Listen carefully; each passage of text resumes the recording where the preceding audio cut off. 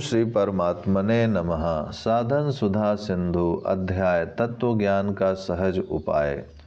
हमारा स्वरूप चिन्मय सत्ता मात्र है और उसमें अहम नहीं है। यह बात यदि समझ में आ जाए तो इसी क्षण जीवन मुक्ति है।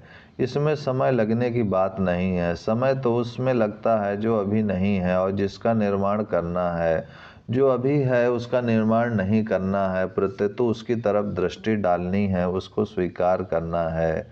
जैसे शंकर सहज स्वरूप सम्हारा, लाग समाधि अखंड अपारा। दो अक्षर है मैं हूँ, इसमें मैं प्रकृति का अंश है और हूँ परमात्मा का अंश है। मैं जड़ है और हूँ चेतन है। मैं आधे है और हूँ आधार है। मैं प्रकाश्य है और हूँ प्रकाशक है। मैं परिवर्तनशील है और हूँ अपरिवर्तनशील है। मैं अनित्य है और हूँ नित्य है। मैं विकारी है और हूँ निर्विकार है। मैं और हूँ को मिला लिया, यही चितजड़ ग्रंथि जड़ चेतन की ग्रंथि है। यही बंधन है, यही अज्ञान है। मैं और हूँ को अलग अलग अनुभव करना ही मुक्ति है, तत्वबोध है। यहाँ यह जान लेना आवश्यक है कि मैं को साथ मिलाने से ही हूँ कहा जाता है। अगर मैं को साथ ना मिलाएं तो हूँ नहीं रहेगा, प्रत्युत है ही रहेगा। वह है ही अपना स्वरूप है। एक ही व्यक्ति अपने बाप के सामने कहता है कि मैं बेटा हूँ, बेटे के सामने कहता है कि मैं बाप हूँ, दादा के सामने कहता है कि मैं पोता हूँ, पोता के सामने कहता है कि मैं दादा हूँ, बहन के सामने कहता है कि मैं भाई हूँ, पत्नी के सामने कहता है कि मैं पति हूँ, भांजे के सामने कहता है कि मैं मामा हूँ, मामा के सामने कहता है कि मैं भांजा हूँ, आदि आदि। तात्पर्य है कि बेटा, बाप, पोता, दादा, भाई, पति, मामा, भांजा आदि तो अलग अलग हैं, पर हूँ सब में एक है। मैं तो बदला है पर हूँ नहीं बदला। वह मैं बाप के सामने बेटा हो जाता है, बेटे के सामने बाप हो जाता है, अर्थात वह जिसके सामने जाता है वैसा ही हो जाता है। अगर उससे पूछें कि तू कौन है तो उसको खुद का पता नहीं है। यदि मैं की खोज करें तो मैं मिलेगा ही नहीं, प्रत्युत सत्ता मिलेगी। कारण कि वास्तव में सत्ता है कि ही है, मैं की सत्ता है ही नहीं। बेटे की अपेक्षा बाप है, बाप की अपेक्षा बेटा है। इस प्रकार बेटा, बाप, पोता, दादा आदि नाम अपेक्षा से सापेक्ष हैं। अतः ये स्वयं के नाम नहीं है। स्वयं का नाम तो निरपेक्ष है।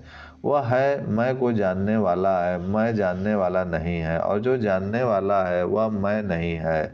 मैं ये जानने में आने वाला है और है ज्ञाता जानने वाला है।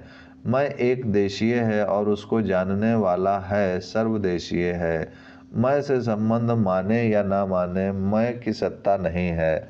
सत्ता है कि ही है। परिवर्तन मैं में होता है में नहीं। हूँ भी वास्तव में है का ही अंश है। मैं पने को पकड़ने से ही वह अंश है। अगर मैं पन को ना पकड़े तो वह अंश हूँ नहीं है, प्रत्युत है, सत्ता मात्र है। मैं अहंता है और मेरा बाप, मेरा बेटा आदि ममता है। अहंता ममता से रहित होते ही मुक्ति है। यही ब्राह्मी स्थिति है। इस ब्राह्मी स्थिति को प्राप्त होने पर, अर्थात है में स्थिति का अनुभव होने पर, शरीर का कोई मालिक नहीं रहता, अर्थात शरीर को मैं मेरा कहने वाला कोई नहीं रहता। मनुष्य है, पशु है, पक्षी है, ईंट है, चूना है, पत्थर है, इस प्रकार वस्तुओं में तो फर्क है, पर है में कोई फर्क नहीं है। ऐसे ही मैं मनुष्य हूँ, मैं देवता हूँ, मैं पशु हूँ, मैं पक्षी हूँ। इस प्रकार मनुष्य आदि योनियाँ तो बदली हैं, पर स्वयं नहीं बदला है। अनेक शरीरों में, अनेक अवस्थाओं में चिन्मय सत्ता एक है। बालक, जवान और वृद्ध ये तीनों अलग अलग हैं, पर इन तीनों अवस्थाओं में सत्ता एक है। कुमारी, विवाहिता और विधवा ये तीनों अलग अलग हैं, पर इन तीनों में सत्ता एक है। जागृत, स्वप्न, सुषुप्ति, मूर्छा और समाधि ये पांचों अवस्थाएं अलग अलग हैं, पर इन पांचों में सत्ता एक है। अवस्थाएं बदलती हैं पर उनको जानने वाला नहीं बदलता। ऐसे ही मूढ़, क्षिप्त, विक्षिप्त, एकाग्र और निरुद्ध इन पांचों वृत्तियों में फर्क पड़ता है, पर इनको जानने वाले में कोई फर्क नहीं पड़ता। यदि जानने वाला भी बदल जाए तो इन पांचों की गणना कौन करेगा। एक मार्मिक बात है कि सबके परिवर्तन का ज्ञान होता है, पर स्वयं के परिवर्तन का ज्ञान कभी किसी को नहीं होता। सबका इदमता से भान होता है, पर अपने स्वरूप का इदमता से भान कभी किसी को नहीं होता। सबके अभाव का ज्ञान होता है, पर अपने अभाव का ज्ञान कभी किसी को नहीं होता। तात्पर्य है कि है सत्ता मात्र में हमारी स्थिति स्वतः है, करनी नहीं है। भूल यह होती है कि हम संसार हैं, इस प्रकार नहीं में है का आरोप कर लेते हैं। नहीं में है का आरोप करने से ही नहीं संसार की सत्ता दिखती है और है की तरफ दृष्टि नहीं जाती। वास्तव में है में संसार, इस प्रकार नहीं में है का अनुभव करना चाहिए। नहीं में है का अनुभव करने से नहीं नहीं रहेगा और है रह जाएगा। भगवान कहते हैं, नास्तो विद्यते भावो ना भावो विद्यते सता। असत्य की सत्ता विद्यमान नहीं है, अर्थात असत्य का अभाव ही विद्यमान है, और सत्य का अभाव विद्यमान नहीं, अर्थात सत्य का भाव ही विद्यमान है। एक ही देश काल वस्तु व्यक्ति अवस्था परिस्थिति आदि में अपनी जो परिच्छिन्नता सत्ता दिखती है, वह अहम व्यक्तित्व एक देशीयता को लेकर ही दिखती है। जब तक अहम रहता है तब तक मनुष्य अपने को एक देश काल आदि में देखता है। अहम के मिटने पर एक देश काल आदि में परिच्छिन्न सत्ता नहीं रहती, प्रत्यतु अप्रच्छिन्न सत्ता मात्र रहती है। वास्तव में अहम है नहीं, प्रत्यतु केवल उसकी मान्यता है।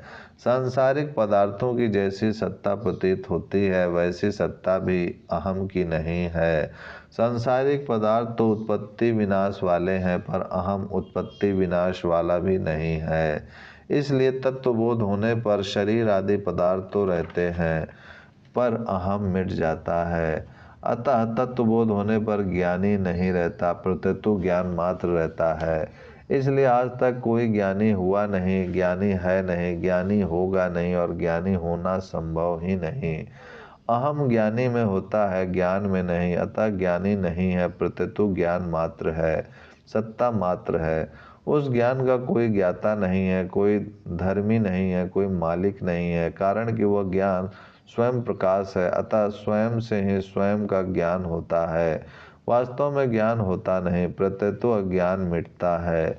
अज्ञान के मिटने को ही तत्व ज्ञान का होना कह देते हैं। एक प्रकाश संसार है और एक प्रकाशक परमात्मा है, अथवा एक यह है और एक उसका आधार प्रकाशक अधिष्ठान सत्ता है।